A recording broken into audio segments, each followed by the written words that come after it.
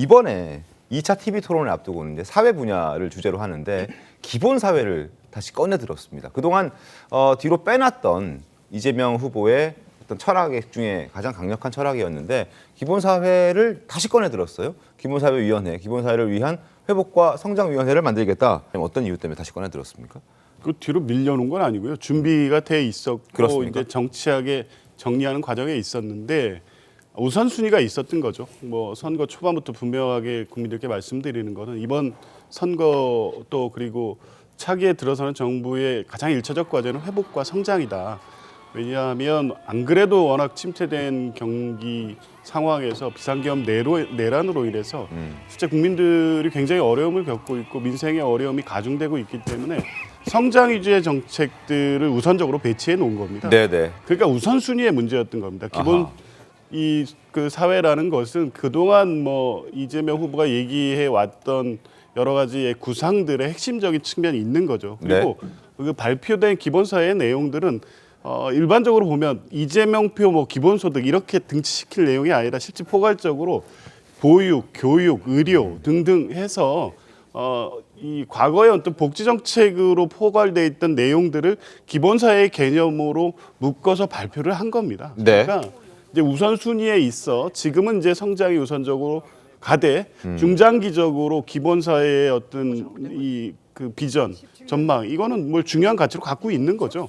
뭐 그래서 이거는 사실 그 내용들을 보면 보육과 관련돼서나 돌봄이라든가 의료라든가 실제 지금 꼭 현장에서 필요한 내용들을 기본사회라는 개념에 포괄해서 담은 겁니다. 이거 역시 실제 이제 순차적 단계적으로 차기 정부에서 추진할 과제들이고요. 네. 그게 뭐 우선순위에 뒤로 밀어놓고 무조건 성장을 앞세운다 이런 건 아니지만 성장이 지금은 가장 중요하고 그와 동시에 이 기본 사회에 그 필요한 어떤 복지 정책들 이런 부분을 추진하겠다 이런 것은 애초부터 준비돼 있었던 겁니다. 그리고 막 오늘 토론회 또 있기 때문에 네. 이런 부분에 있어서 주도권을 갖고 이재명 후보가 구상하는 향후 어떤 안전하고 모든 국민들의 어떤 혜택을 누릴 수 있는 어떤 사회 개념으로서 뭐 기본 사회를 어제 제시한 겁니다. 토론회 앞두고 기본 사회 아젠다를 꺼내 들었다. 그럼 이제 다른 후보들, 김문수 후보나 이준석 후보가 기본 사회에 대한 질문을 막 할 걸로 예상하고 그럼 나는 기본 사회에 대한 답변을 이렇게 하겠다. 그러니까 토론의 주도권을 가져가겠다라는 차원에서 미리 선제적으로 한번 그런 주제를 던져본 것은 아닌가라는 해석들도 지금 나오고 있는데 자 어찌됐든 그동안에는 성장이 우선이다라는 목소리를 많이 내왔었습니다. 이재명 후보가. 회복과 성장이 먼저다라고 했었는데 어제 갑자기 분배의 방점이 찍힌 기본소득, 기본사회를 꺼내 들었습니다. 어제 이재명 후보 목소리 들어보겠습니다. 대한민국 헌법에는 국민의 기본적 인권, 기본적 권리를 보장한다라고 되어 있습니다.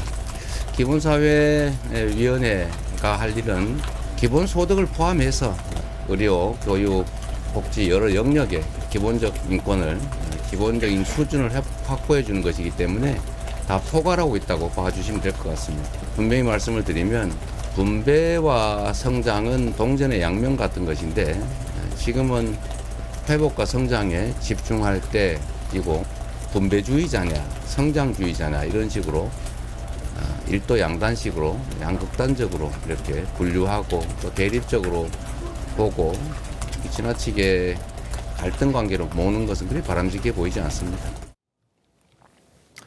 자, 이걸 어떻게 봐야 하겠습니까? 그동안에는 회복과 성장이 중요하다라고 그 부분을 강조를 쭉 해오다가 대선 11일 앞두고 2차 토론회 하루 앞두고 갑자기 기본사회, 그러니까 기본소득보다 좀 더 범위가 큰 기본사회라는 아젠다를 꺼내 들었다.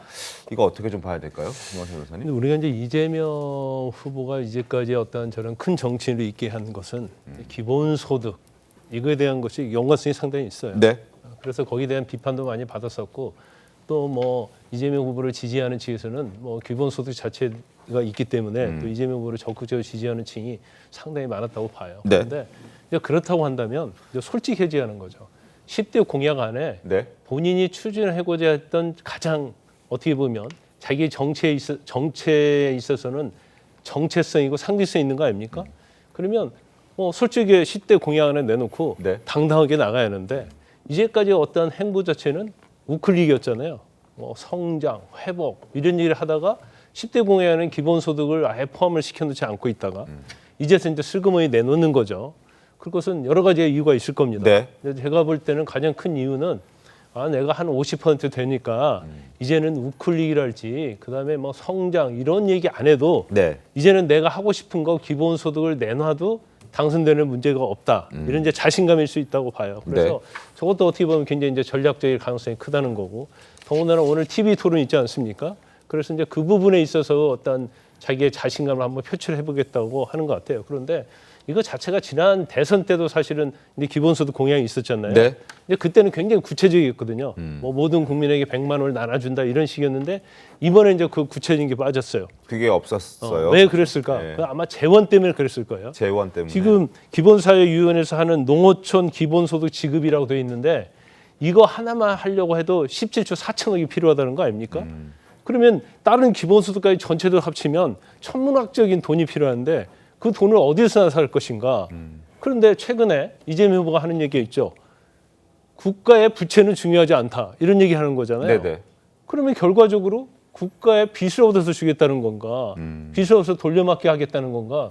이렇게 생각할 수밖에 없어요. 그래서 이제 전략적으로 뒷부분에 꺼냈지만 제가 볼 때는 오늘 TV 토론도 그렇고 네. 또 이재명 후보의 어떤 스타일 이런 것들이 또 어떤 반영된 거기 때문에 이건 뭐 제가 두고 보면 뭐 표에 있어서는 그렇게 이재명 후보에게 도움이 될 그런 공약은 아니다. 저는 그렇게 봅니다. 제가 여기서 한 말씀만 좀 짧게 좀 반론 네. 좀 드려야 될 것 같아요. 빚으로 지금 더 그냥 무조건 나눠주는 것이냐, 퍼주는 것이냐, 지금 이런 말씀을 이제 좀 주시는데 그렇지 않고 기본은 성장입니다. 성장을 전제로 하지 않는 분배는 있을 수 없다라는 것이고 더 크게 성장해야 이 격차를 줄이는데 훨씬 더 도움이 된다라는 것이 기본이다. 이런 부분을 말씀드리고. 성장과 분배는 늘 동전의 양면과 같은 것입니다. 어느 한쪽만 가지고는 존립하기가 어렵다. 그런 부분에 있어서 이재명 후보가 앞부분에서 성장을 강조한 부분, 이런 부분도 함께 이 균형감 있게 봐주십사라는 말씀 좀 드리고 싶습니다. 알겠습니다. 그거에 대해서 한 말씀 드리면 이재명 후보가 말하는 성장은 기본적으로 성장의 기본 측면이 공급과 수요 측면이 있는데 수요 측면을 얘기하는 건데 문재인 대통령이 얘기했던 소득주도 성장과 다를 바 없는 성장이 안 되는 성장을 얘기하는 거예요. 성장의 기본은 공급 측면이고 성장을 제대로 하려면 과학기술 혁명, 혁신이 필요한 상황인데 그거에 대한 얘기는 전혀 없고요. 내가 봤을 때 기본 사회 이거는 민주노동당의 권영복 후보의 존재감 때문에 네. 왼쪽이 비어있는 부분의 두려움, 아하. 심상정 트라우마 때문에 네. 가지고 나온 게 아닌가 이런 생각이 들어요. 권영국 후보의 존재감 때문에 예. 그쪽의 표도 필요하니까 꺼내든 것이다 예. 라는 말씀이신 거죠. 알겠습니다.